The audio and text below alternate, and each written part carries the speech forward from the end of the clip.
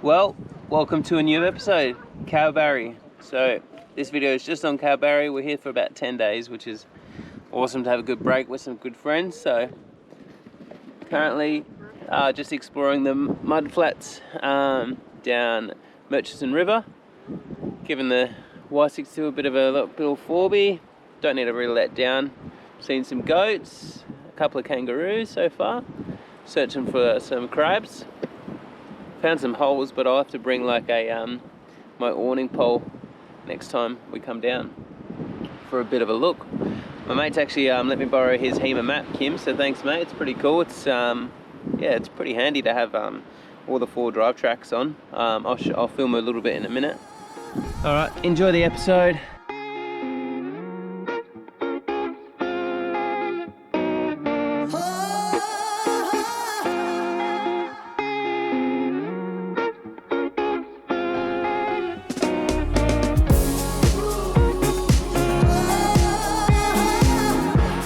Water's coming in a bit. Not good though. Induction cooktop with rent. Had a couple of guys come over. Always has some interest this setup, but yeah. There you go, Charlotte. The water is super close. If we have a bad incident, don't worry. We call for help. Over. Yo!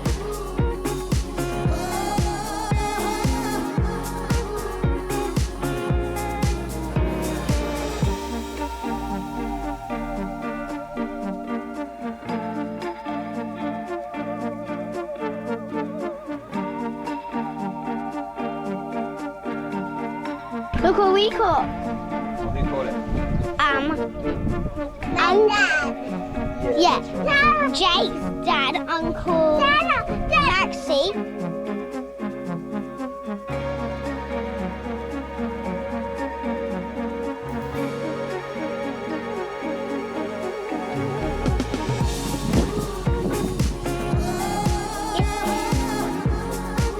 See you later, baby. Give another for the fishes. No, we'll take more fish. Alright, check them over. Let's go now. So, can you bring your mummy? Can you bring your mom?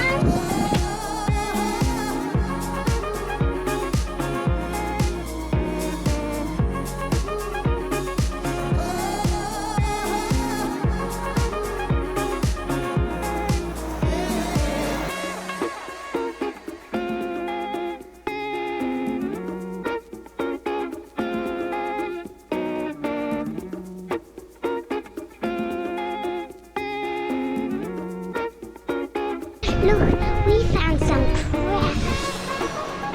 You go into that. This is a crab hole.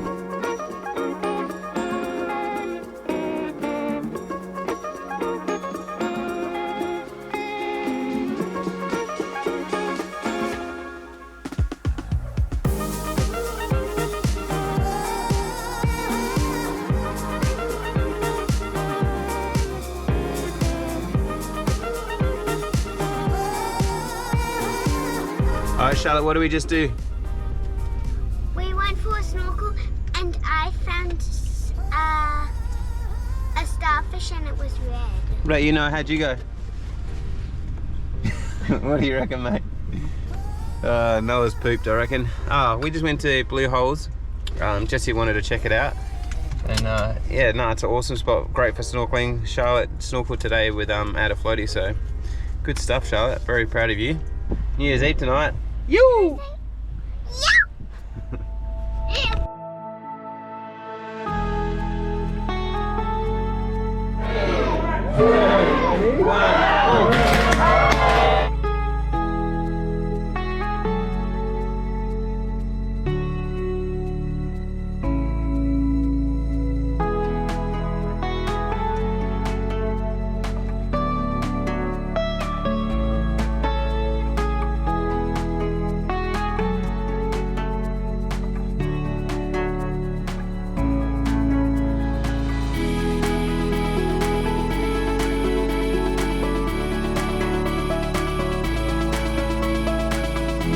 Here we are at Kalbarri National Park, Nature's Window. I didn't pack shoes, so see how we go. It's not too bad. Only a short walk, this one. Fly nets are sorted. They had some Wild Track Leisure fly nets at the servo. Got some pretty exciting stuff coming with us and Wild Track actually. Probably would have seen by now on social media, so yeah, pretty stoked to have them on board for our trip.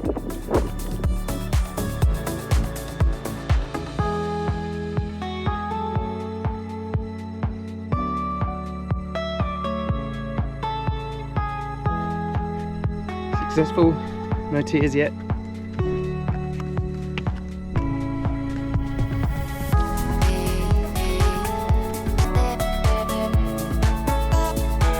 What it's really like. Oh, goodness.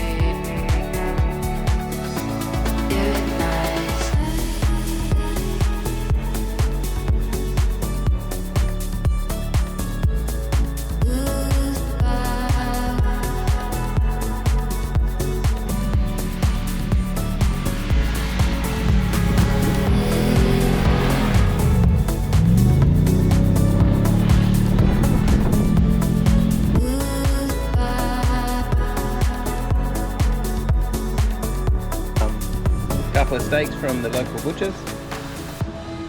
Jake's Point IPA from Finlay's. Good arvo. Cheers everyone, keep enjoying the video.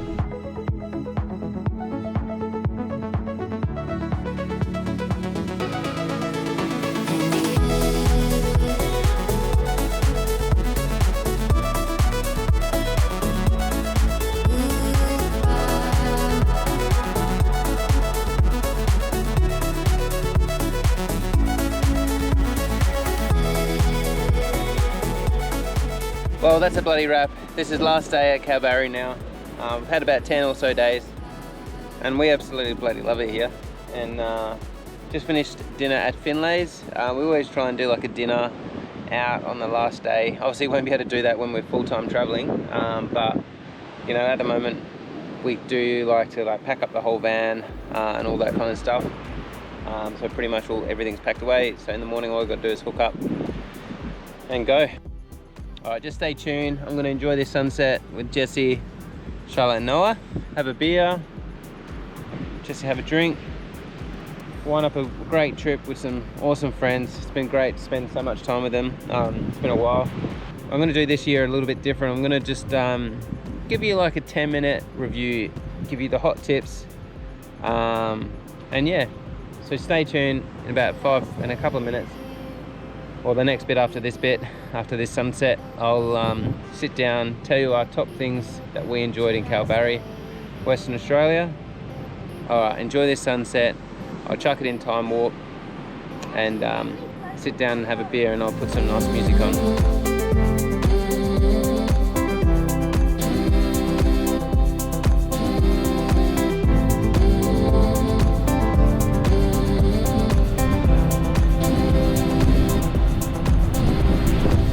Next time, Kalbarri. Alright, as promised, we are going to do a short and sweet series, and you know, 10 to 15 minutes depending on the time of stay, maybe even shorter, but we really just want to have a bit of an intro of to who we are, and then mainly just a couple of memories for us, and if you're enjoying that type of thing, but they'll be just like a quick video in a reel type of format, with a couple of snippets of me probably chatting in between, or Jessy as well. And then yeah, then we're going to finish with a little bit of an overview of where we stayed, food, all that kind of stuff, and then our top 5 of what to do. Yeah, this is Kalbarri, Western Australia, located about 6.5 hours north of Perth. We've been there many times. It's a beautiful spot, and we do really love it there. Alright, we always stay at Tudor's. The reason is that we have always been able to get in there. It takes a lot of larger vans, and the sites are large. For example, I get to fit my van, awning out, and car next to it. That's how big some of the sites are. We had site 48, and I'd recommend that one. It was a pretty good location. The sites have already a matting down, so you don't even have to put a mat down if you don't want to. We had a piece of grass next to us, because then there's the washing line and the toilets, which is family friendly toilets as well. However, this time they were super messy, and I think that's either because it was school holidays. And we don't need to use them. No. We're obviously fully self-sufficient, but it is just easier, you know, sometimes just to pop over there or... The price we paid was $64 a night, and that's with a G'day membership. So we pay that annually, just because it almost like gives you $50 each time you stay somewhere off, and the membership costs $50 per year. Good. So I'm going to also add in something as well. Tudor is dog friendly. However, peak times like most school holidays, I believe, and especially over Christmas and New Year's, no dogs. So obviously our Pooch had to stay at home, but that's okay. Tudor's is also really good. It's got a swimming pool, and it did have a bouncy pillow, but I believe it's insurance now. There's a few issues going along with it. The insurance is now too expensive for pillows, so there's no pillow. There's a little round carousel thing, that has 3 horses on it that you can sit on. There's a climbing frame, and that's it. So if you're going to stay at Tudor's, it's great for the pool, but there isn't that much to do there except for the bird. Yeah, they do have a bird called Frederica. Frederica, yeah. Yeah, super friendly. Pat it, feed it, all good. But don't go there just because of the playground, because you can ride a bike or walk 10 minutes down to the foreshore, and Kalbarri foreshore playground. Amazing. Is it awesome? I didn't film too much because it was super busy this school holidays, but I'll chuck some video up now, just up here, of us having a go. It's got a massive flying foxes, castles and stuff. It is a pretty good spot. Next on the list is food. We go to this brewery all the time there. It's very kid friendly. The kids can walk around. There's a little bit of a playground, but it's probably one of the only kid friendly places now. It's a sand pit. Yeah. A sand pit. That's now the ice cream place is closed. It's called Finlay's Brewery.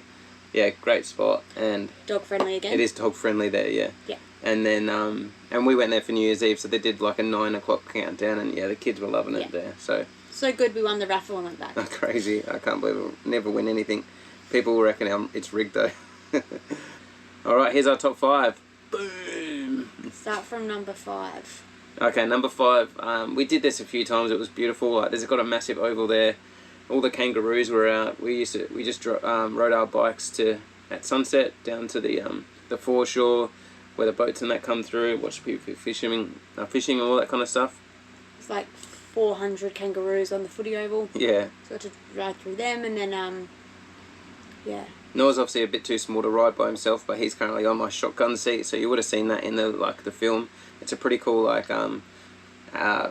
seat that sits in front of me, and he's got his own little handlebars and stuff. It's a pretty cool little thing.